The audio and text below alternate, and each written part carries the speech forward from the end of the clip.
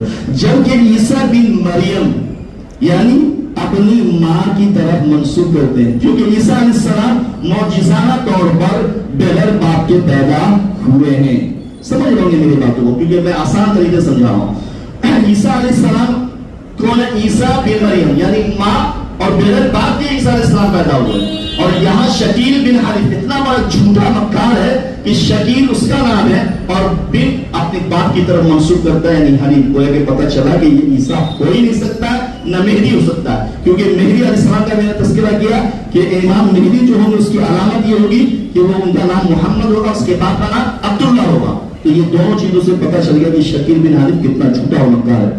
शकील फितने का मुकाबला कैसे नौजवान उम्मा के नाम से जुड़े, उल्मा उम्मत की फिक्र करे और क़यामत की निशानियों में से ये चीजें पाई जाती है। पहले खुलासा कलाम ये है आखिर में कि ये हमें अपने